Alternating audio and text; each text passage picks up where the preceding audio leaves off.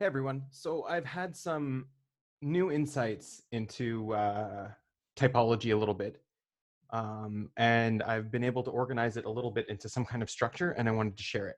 So this is going to be more than the title suggests, but generally I'm putting into the framework of suffering, the source of suffering, especially specifically in introverted versus extroverted animals. Now, if you do not believe in the animals, or you think that OP is wrong about the animals, or all this stuff, that's fine. I'm going to be working backwards, and I'm going to be tying it into the functions in the end. So, keep an open mind, and we'll just get started. I don't actually have a table of contents for this video because it's just really more of a short video, and it's all sort of one framework. There's no additional things at the end or anything. So we'll just get started. So first of all, I'm going to start at the end. I'm going to get to some obvious conclusions before I go deeper. And yeah, it's frustrating to get obvious conclusions. This guy here is Eliezer Kudkowski, and I just stumbled across him trying to find a quote that sort of talks about obvious conclusions. Now, I have another quote of him later as well. He's the computer science in the field of AI. So what he says is, I don't stop looking as soon as I find an obvious answer, right?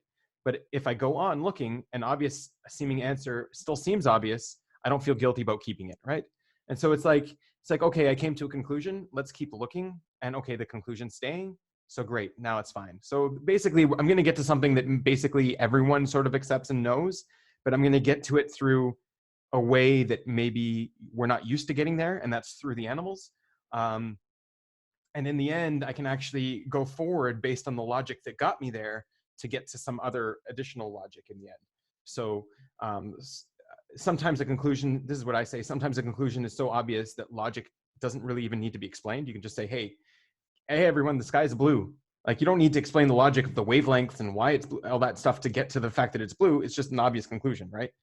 But you don't know where the logic will lead when you start, okay? So I'm going to talk, this is an old obvious conclusion I came to just as a joke. It's just, yeah.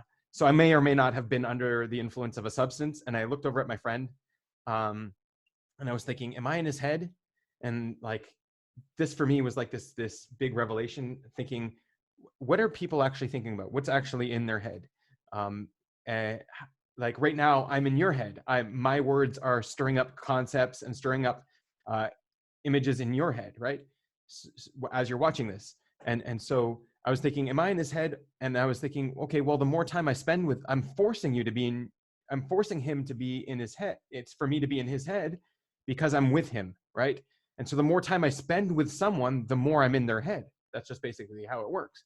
Okay, so that means the more, and the more I'm in the head, the more they're associating themselves, right? Because memories reinforce themselves over time, right?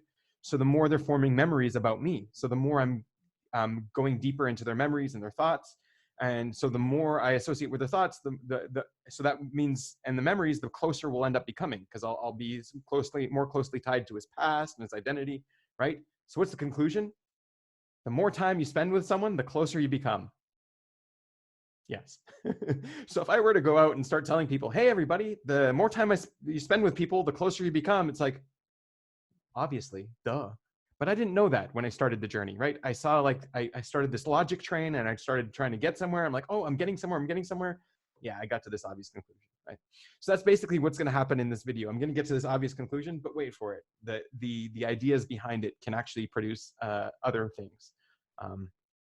So let's start off.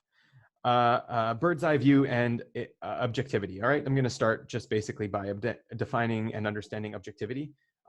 So can a bird's eye view, can being objective help us out of our perspective? Is it good for us? What is objectivity, right? So subjectivity, first of all, it's not bad, right? Subjectivity is what allows us to be an independent agent with an identity and free will, right? Without subjectivity, we don't have free will. We don't have independence, right? We need a certain level of subjectivity, right? Also, it's impossible for us to ever reach true objectivity. There's no such thing. We're always going to be subjective. There's no such thing as true objectivity. But if we want to get closer, only by going deeper so there's two ways. Only by going deeper into the maze and seeing our subjective nature can we remove ourselves from the equation, right? The more we know ourselves, the more we can remove ourselves. Only through seeing our subjectivity can we understand our biases and reach a higher objectivity, right? So we can reach a higher objectivity by knowing our subjectivity. Also, only by seeing both sides of a coin can we reach a higher objectivity, right? Only by seeing what we are and what we are not can we see, hey, right? Because we exist. That's objectively true, right? I exist. That's, for me, that's objectively true. So removing myself completely from the equation is not objective. It's where do I fit into the equation that becomes a higher objectivity, right? And this is a subjective choice. Like you don't have to obviously become more and more objective. You don't have to see both sides of the coin. You can be stuck in a subjective way, or you can be stuck in a delusion that you are objective, right? So it's a subjective choice to move on it. And so here is a classic. It's the same exact choice. It's which hand do you take? Are you going to stay in the matrix? Are you going to stay in your subjective world? Are you not going to see what your subjective world is? Or are you going to go outside of yourself? Are you going to go outside of the subjective world and see, hey, there's something more going on here, right? And so that's basically the choice to get more objective. And you know, it's fine. Stay in your delusion if you want to. It's perfectly fine. But once you get out, once you take that choice, once you take that pill, there's no going back, right? Okay, so let's get into the definition of introverted versus extroverted now that we've said that.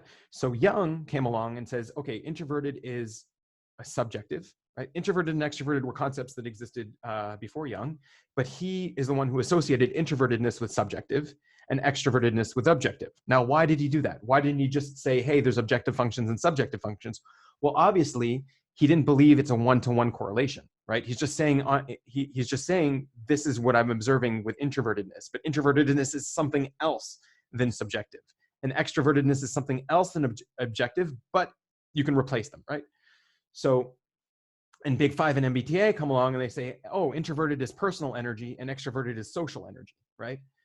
Now you can see that from the picture over here. Okay, this basically sums up both of, sort of melds the two together.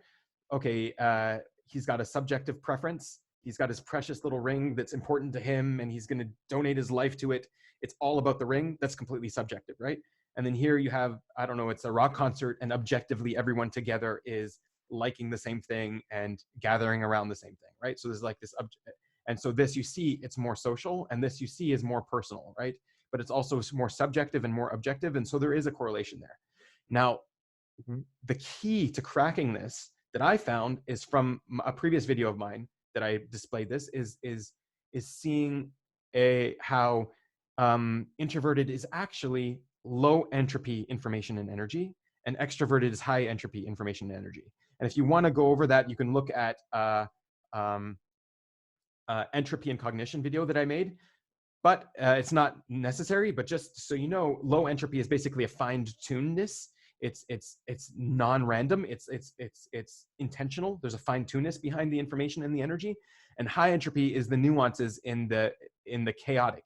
It's the little nuances in the chaotic, the non-fine-tuned energy and information, right? So I'm not going to go into that more than that here. If you want to know more about that, go there. But this was the key to unlocking what I'm going to reveal here. Okay, so here's the map I revealed in that video. Now this is what we have. So Dave and Shan come and they basically said this: animals organized by energy. That's what they organize them by. They say Playblast is extroverted, right? So yeah, Playblast is high entropy in energy, right? It's extroverted energy. Sleep consume is low entropy. It's introverted energy, right? But the vision I had was, wait, Jung is talking about subjective, right? And blast is a very subjective animal. So I was thinking, okay, I was always thinking the opposite, that, okay, consume and play are the more objective worldview, but that's in terms of information. If you were to organize it in information, so consume and play is the high entropy information, and blast and sleep is the low entropy information. So here you see this follows more the Jungian definition, and this follows more the MBTI definition. And the entropy is consistent in both. That's why that was kind of like a little key. The entropy is consistent between these, okay? And so basically, based on the diagram, so this is a map of all of the information in our cognition. And these are the animals based on this map. This is the old model, which also sort of works. So basically, based on that, wherever you're starting, that's if you determine if it's subjective or objective, right? So if you start on the introverted side of things, and then you go out to the extroverted, so you start at information. You start as the subjective OI, or if you start as objective on the consume, so that's objective, right? That's the play consume. And the energy is the endpoint. What kind of energy do you have? So introverted, for example, okay, so here you end off in introverted. So consume is introverted. It's introverted in terms of energy. So that's basically how you do it. Dave and Chan talked about, okay, so your first two animals have to double activate something, right? Also, your first two animals have to be, have to at least cross one boundary, right? So you have to, if you start off as introverted in something and extroverted in something, well, you have to switch at least one of them, right? Only one of them. So the next animal is going to switch only one of those. So if you go from play to consume, okay, you're going to stay objective on the information, but you're going to go to subjective on the energy, right? Okay, and then that's going to double activate your OE, right? So that's here, the play consume, it's going to double activate the OE, right? Like OE is on this side over here. So OPS is going to define, OPS defines infodom, and this is just like a different way of saying OPS's definition. I don't know if infodom and energy dom is how they defined it, but this is how they defined it. And this is another way of looking at how they defined it. So if both double activated functions are extroverted or introverted, right? If both of the double activated functions are you know, DE, JE, right? Like EJ functions, or OE, or the OI DI, then you are an infodom.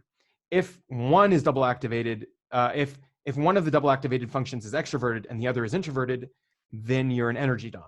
It's just another way to look at it, and it's how they defined infodom versus energy dom.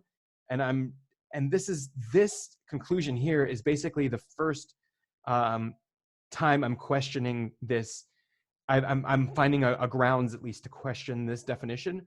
There might be a way that it works out, but it's the first little crack on the internal logic structure of the way OP deals with animals, which is very exciting. It means there's either I'm wrong and I need to learn something and expand my information, or OP is wrong, and OP needs to and there's something new to discover there to make it work out. Or we're both wrong, and it's exciting too, because we have to get to some different perspective on things to make things work out. And I'm really happy that there's a contradiction here. This is just something, thinking dominants love contradictions, because it means that there's something there that's special. In general, and not everyone, right? Okay, so balancing the animals. So Jung talked about this quote. It's a famous quote by Jung. There's no such thing as a pure introvert or a pure extrovert. Such a person would be in a lunatic asylum. So this is the first hint at balancing in objective with subjective, right? Because this is Jung's definition, is extrovert is objective and subjective. That's sanity, right? Insanity is going too far in objective or too far in subjective, right? Sanity is balancing the two, which is actually, in true objectivity, it's a more true objectivity. It's based on the very first slide, this bird's eye view. So true objectivity is seeing these, our perceived objectivity, our delusional objectivity, and our subjectivity, which is also a delusion, and getting that bird's eye view perspective, right? And so balancing the two is where that comes from, right? So here's just a representation of that. And I say this, not only I say this, but this is based on every esoteric tradition, Buddhism, Eastern, Western, everything tries to locate suffering, and suffering has always been pointed at this imbalance between subjectivity and objectivity, right? That's the point of suffering, right? And that's the same thing in the Matrix, really pointed at it, that Neo sees that there's something more, and I'm stuck somewhere. I'm stuck. I need to balance. I need to see what more there is out there, right? And that's his whole drive to to take the proper pill, right? Because he knows there's something more. He knows he's trapped in some kind of subjective view. Even the objective side is subjective, and there's a bird's eye view. There's a way to see both sides of the coin and see yourself better in a more objective light. So suffering is this imbalance. And so here's energy and information based on the whatever function you're talking about. So there's the subjective, which is introverted, which is low entropy and fine-tuned, and the objective, which is extroverted, high entropy and chaotic, right? Or less fine-tuned, untuned, basically. It's untuned information and energy, okay? All right, so let's talk about, let's differentiate it first. We'll talk about information first. Information is a little more simple for me to talk about, so I have one slide on information. So subjective worldview and objective worldview aren't matching, right? Your subjective perspective and your objective perspective don't match. There's a mismatch there. Or not even yours, the true objective information, what is actually true objectively is not matching your worldview, right? And so you're going to come into some kind of conflict and some kind of suffering because these two aren't matching. You're operating on a false pretense. You're operating on a false worldview, right? And so in some way, something has to move. Something has to change for the suffering to end, right? And so here are the solutions. So first, what you could do, you could try this. It's the blast and the sleep, right? It's on the subjective side of the information. It's, hey, let's, objective reality has to match my subjective worldview. I'm going to develop my subjective worldview. And obviously objective reality isn't perfect, isn't true, right? It's not optimal. It's not perfectly fine-tuned, right? We need to fine-tune reality, right? All of human history is the process of fine-tuning reality for a better reality for everybody, right? And so the process of fine-tuning reality needs an introverted worldview, right? And so sleep and blast, that's what they're going to do. They're going to be like, hey, this is what should be, but here's what is. And so what am I going to do? I'm going to try to make what is match what should be, right? And in that way, the objective and the subjective will match, right? I'm not changing myself. I'm changing the world so that it matches me, right? I'm going to force the world to be what I think it should be, okay? And once this happens, well, then I won't suffer anymore, right? And so that's the blast sleep perspective on the worldview, on the information. So someone like Hitler, for example, had a subjective worldview that was deeply flawed, right? It didn't match objective reality, but he was able to project it outwards and start removing his suffering because he was trying to make objective reality match his subjective worldview, right? And so that's the danger. Martin Luther King Jr. is another great example of this, where he had a great human rights idea where, you know, people should be equal. It doesn't matter about skin color. And it's a beautiful dream. He's categorized it as a dream because it's not reality. It's his subjective worldview. And now he's going to go out and try to make the objective reality match his subjective dream, right? Both of these were ENFJs, some kind of ENFJ.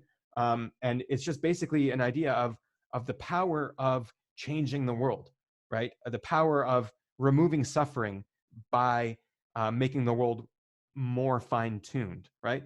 And so I have other examples here. Egaz Moniz, for example, had a very bad subjective worldview that what worked, how did you get rid of these certain psychosis is lobotomies. Let's just lobotomize crazy people. Sorry for the term crazy, but just it's my FE coming out there. But yeah, let's just lobotomize people with mental issues. And that's going to solve everything. Look, it works. They no longer have the mental issues. And he got a Nobel Prize for this, right? And like, this is an idea where like he has this subjective idea that works, that's objectively works in reality, but it doesn't really work. And he was able to convince the world to make the world adopt his subjective worldview and hurt the world, right? Karl Marx, the whole idea of communism, he obviously didn't invent communism, but he formulated it in some way, at least. And this is the so like, this is the same thing. He's trying to make objective reality match some subjective ideal, some subjective worldview. Nikola Tesla, great example. Albert Einstein, all of the scientific community was against him at the beginning, right? He had this subjective theory that completely is true and works. And like, really thank you to these type of revolutionaries that are able to develop a subjective worldview and push it onto the world, force it onto the world, so that not only they suffer less, but the entire world suffers less. Humanity can progress, right? Without Martin Luther King Jr. or someone like him that is changing the world is not going to achieve a more fine-tuned state, right? A lower entropy state. Charles Darwin, another great example, right? So I'm obviously there's many examples. I'm leaving everyone out. I just wanted to give a few great examples so we get the idea. Now, the other side of it is changing your subjective worldview to match objective reality. What is the objective worldview, right? Now, am I going to accept things? Well, no. Consume and play is not only accepting things. It's not, right? That's the lowest form of it. It's just, I'm just going to accept an objective worldview based on how the world is. It's just as much rejecting the objective worldview because you're doing the two sides of the information, right? So consume is going to, or consume and play, both of them are going to look at this objective worldview, and they're going to try to form an objective worldview. And this is basically what a lot of religions teach. For example, Zen Buddhism. You should give up on what should be and just accept what is. Be in a state of acceptance, right? Now, yes, you're not going to change the world, but you're not going to suffer, because you're going to accept an objective worldview, and no longer you're going to let go of your subjective side of things. You're going to be, I'm okay with what is, right? These people here are obviously not accepting what is. They want to change things. They're only able to change things because they're not accepting it, right? These people aren't going to change anything, but they're not going to suffer because they are accepting it. And it's really the balance between these two sides, between what should I accept and what shouldn't I accept. And so here you see a big tidal wave. There's this Buddhist monk who's trained his entire life to accept reality for what it is, right? To accept the suffering, to eliminate the suffering by accepting the world. And then he just can't do it anymore. There's too much suffering. The world is too rotten. It's not matching what should be. And then he has this huge tidal wave, this huge swing, where it's just an imbalance. It's a complete imbalance, and he just overly blasts. He burns himself alive because he can't accept objective reality anymore. He has to change it. He has to project his subjective worldview onto the world. He has to show, hey guys, look. And obviously, objectively, what happened to them is bad, right? But you needed their subjective perspective to see that. They had to teach that to us, to show us that, hey, I'm being oppressed. It's not okay. We had to empathize with them. We had to go into their subjective worldview to be like, oh yeah, what's happening to you is bad. And he had to do it in a very strong way. So here's the second quote I have from Eliezer Yudkowsky. I found this just because I was looking for the first quote. You are personally responsible for becoming more ethical than the society you grew up in, right? So he's basically saying, ethically fine-tune society, fine-tune the world ethically, right? And you are responsible for this. So don't only accept the world, also, or don't only accept it. And this is the sleep side. Change yourself, become more ethical in your own worldview, but also maybe change society afterwards by blasting it out, right?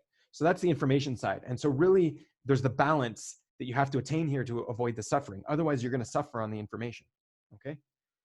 Now let's talk about the suffering on the energy side. And I see that this kind of overlaps my camera. But anyways, so this is the sleep consume versus the play blast, right? And so this I got from Otim, and shout out to Otim and the NT sleep group that he's a part of, that sort of helped me confirm some of this stuff. So sleep consume is aware of the subjective energy limitations, right? Energy is limited. Energy is valuable and limited. I have limitations on my subjective energy.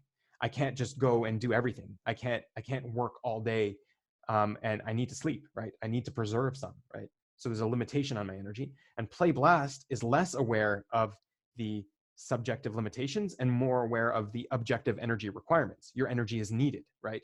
You need to use energy in the world. You need to do your dishes. You need to get dressed in the morning. You need to wake up. You need to work, right?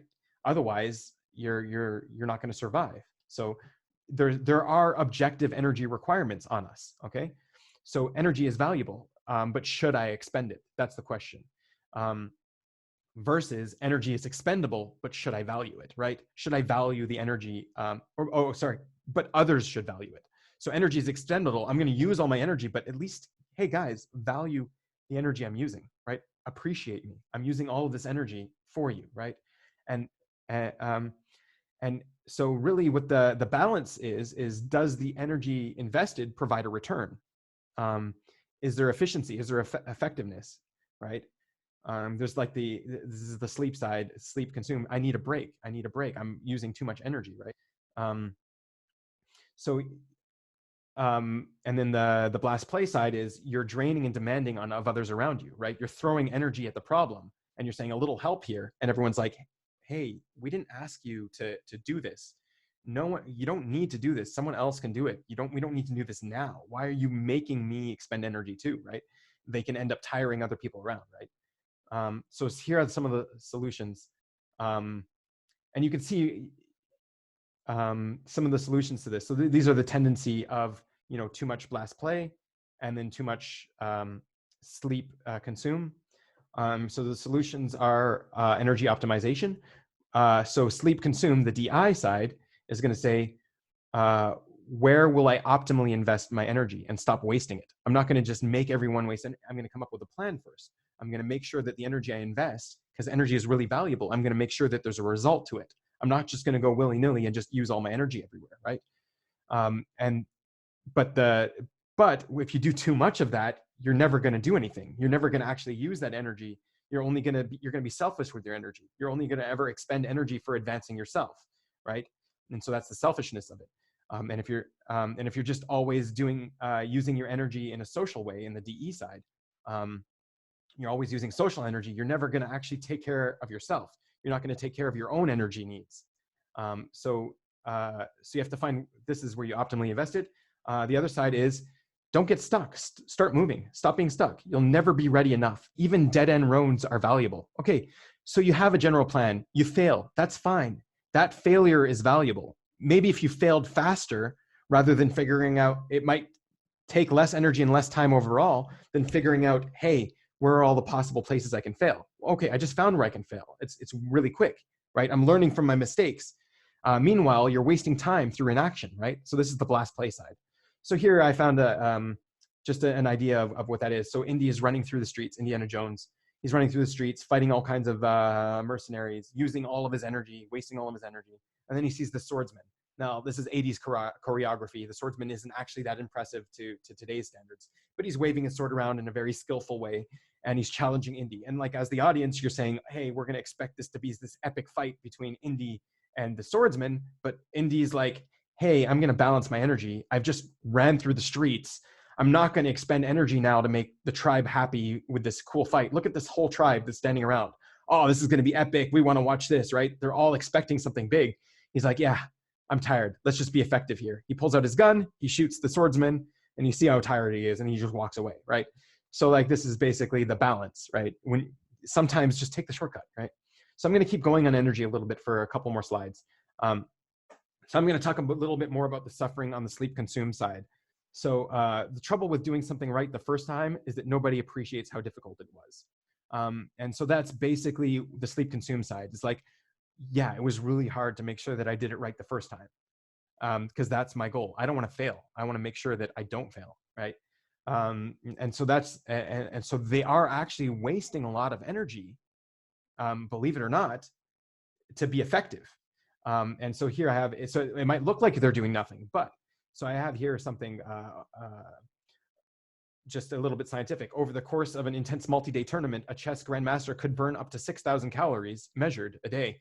Robert Sapolsky, Stanford professor of neurology and neurosurgery, told ESPN. Actually, I've been watching his lectures. I've been taking one of his courses on evolutionary behavioralism. It's really interesting. The brain relies heavily on glucose, a form of sugar, to complete functions such as thinking, memory, and learning, according to Harvard Mahoney Neuroscience Institute. Studies suggest that brain activities account for 20% of the calories utilized by the body. So you are using energy. It's not like you're not burning calories, but you're doing it for self. It doesn't look like you're doing anything, but you're actually really doing something, right? So sleep consume is going to have this preference on expending energy for the self and the ego. For personal success, what's in it for me? I'm not going to use energy to make that guy succeed. I'm not going to use energy so that the tribe has, maybe I will, but I need it to reflect back on me, right? So much of the time, the ego prefers to preserve energy. It chooses to invest time in personal aspirations, right? So that's another side of the sleep consume. And in the end, the personal aspiration might be, hey, I want to, I want to make everything easier for everybody, but I'm going to do it for me, right? So the energy and the pressure is on the self. It's on my own self, right? David Chen call it pressure, which I agree with. It's another way of looking at it. It's developing your character and your worldview. The energy and pressure goes there, right? So spending more energy planning rather than just doing. And so you see here, they planned, I want to be effective. I want to save energy going to the gym, and I want to use the energy as efficiently as possible. And this is obviously some kind of sleep consume here that developed this. It's like, I want to be efficient with my energy. I'm not just going to waste it going upstairs. I want to use it on exercising, which will actually be effective, right? It'll actually give me objective muscles or something. I don't know. Okay, so this is the sleep consume side. The DE side, the Playblast side, I have here failing into success. They're going to fail and fail and fail and fail, use all this energy until they actually succeed. So here I have a quote from Star Trek. So to fix the problem, you tried pushing all the buttons and unplugging all the wires. Fascinating. It's like this sleep consume looking at the Playblast. What are you doing? Like, you're just using all this energy without knowing what you're doing like that. But in the end, maybe you'll figure something out, but also maybe not. Like, hey, guys, relax. Plan a little bit first. Don't just waste your energy like that. Maybe you can save energy by planning, right? And so here we have this, I don't know how accurate this is, but this is just something that I saw that, okay, so you're inactive, too little stress, under load, laid back, fatigue. So, they say the fatigue here is the optimum level. This is where you should be at all times. This is the balance on your energy. Oh, by the way, the Playblast, Thomas Allott, sorry, help me a little bit with this, or at least confirm some things. So thank you to you. So here you get too much stress, exhaustion, and then burnout. And that's where the Playblast gets into. They get into the anxiety, the pain, the anger, the breakdown, the burnout. They're using so much energy for the social world, for the tribe. All that energy is going out to the tribe, and they're not getting any thanks. They're getting burnt out. They're wasting their energy, just unplugging everything, trying everything. And so they need to that's where the suffering comes in. So you're doing too much for no appreciation because nobody asked you to do anything, right? Did anyone even ask you? Like, I've had that sometimes where it's like, hey, appreciate me. Look what I did for you. It's like, that's great. Why did you do that? I don't need that, So, it's really offensive when that happens, but yeah, like, just realize no one asked you to use all that energy. So, so here are the self-tribe tidal waves. This is where it comes from, actually. It comes from this energy. So too much energy and pressure on self leads to the tribe seeing you as not pulling your weight. You're only spending energy on yourself. You're not pulling your weight. And too much energy and pressure on the tribe leads to burnout, lack of appreciation, and personal conflict, right? I'm always pushing on the tribe. That guy is going to be mean to me. He doesn't want me. He doesn't want to do the energy for the tribe. Why am I pushing him to, right? And so that's where the personal conflict's going to come in hand. Or like, and so that's the self-tribe issues. So you can overload your suffering. You put things off, right? So the self-tribe side, the self side, you put things off. You put things off while trying to optimize. While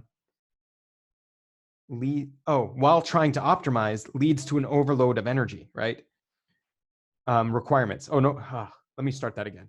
Putting things off while trying to optimize leads to an overload of energy requirements for survival and success in the world, right? If you're constantly trying to optimize the dishes, meanwhile, the dishes are piling up, by the time you get to the dishes, I got so much to do. You don't want to actually go do it, right?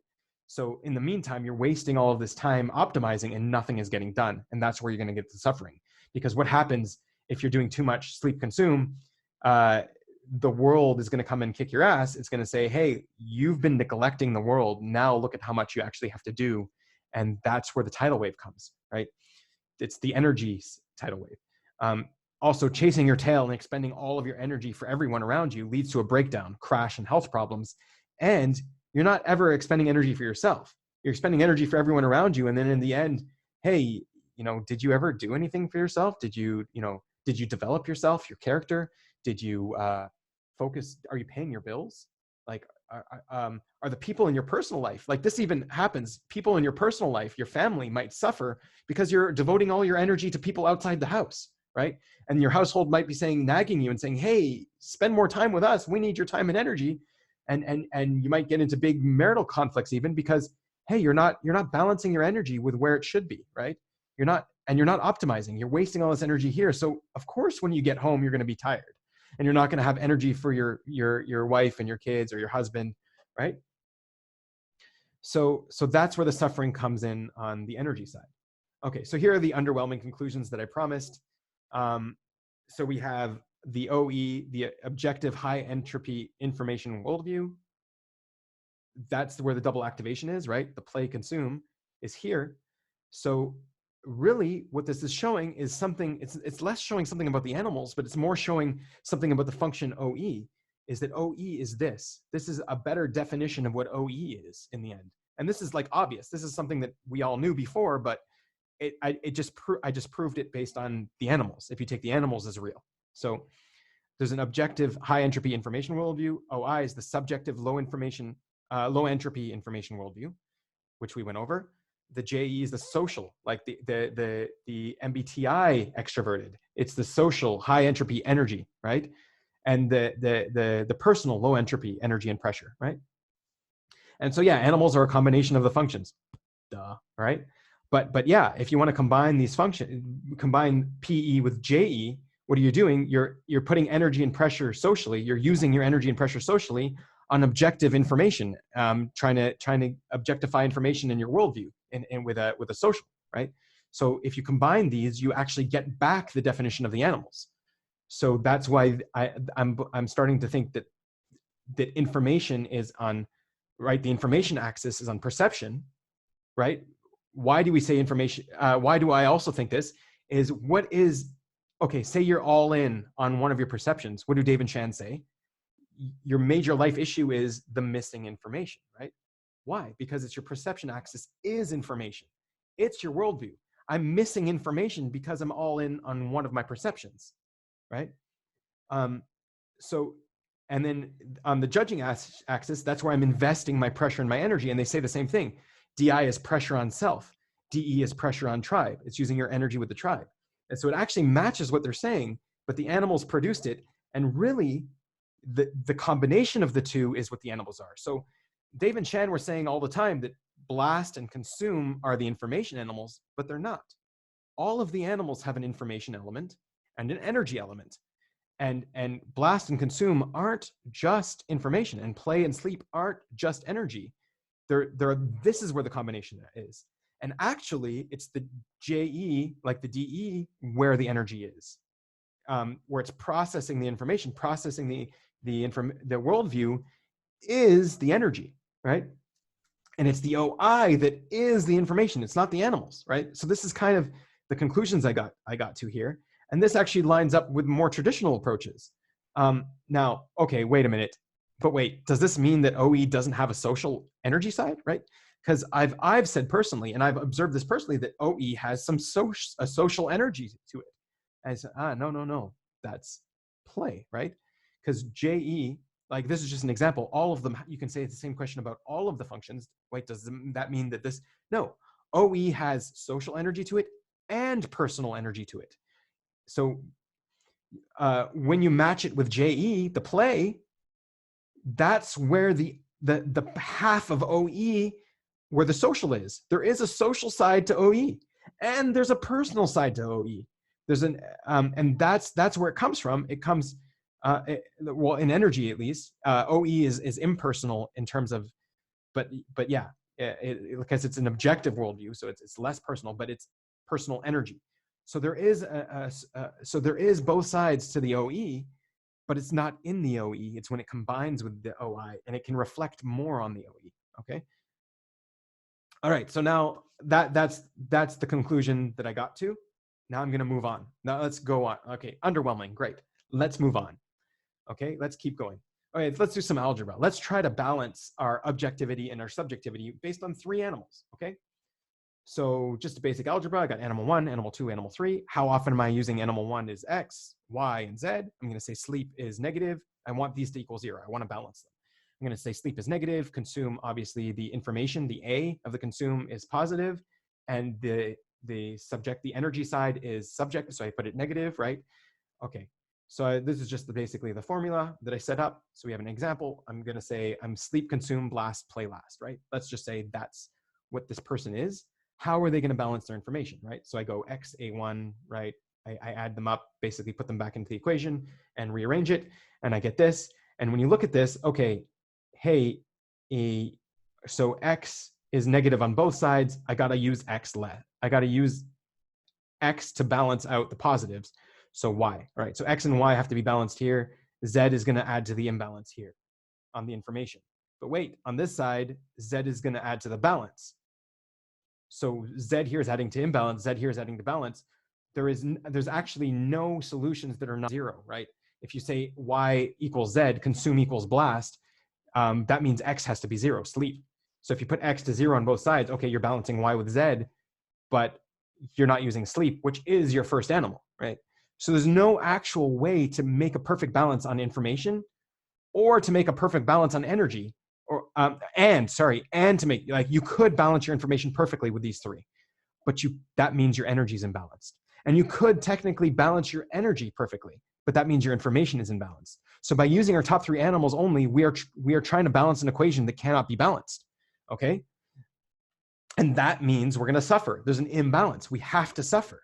So really the key is double activated animals is the problem. That's the problem, right? My X is the problem.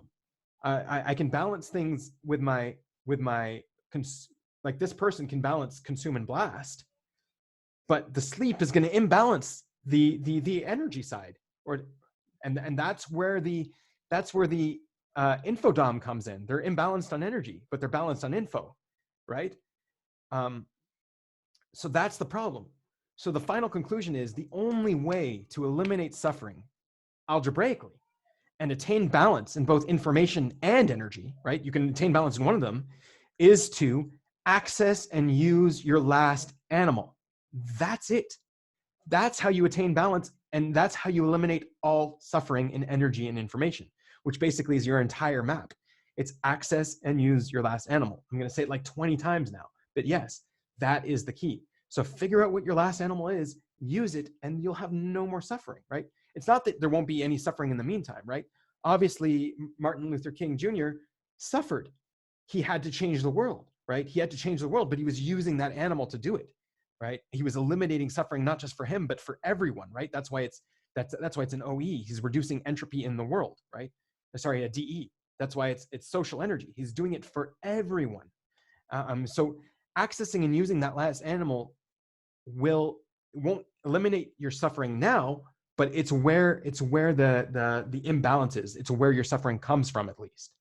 So this is the conclusion as I have it as now.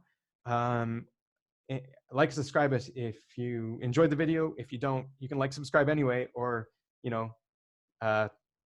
thanks for watching at least and getting this far. Have a good one, everybody. I'm going to stop share as usual, and then I'm going to stop the record. Anyways, bye.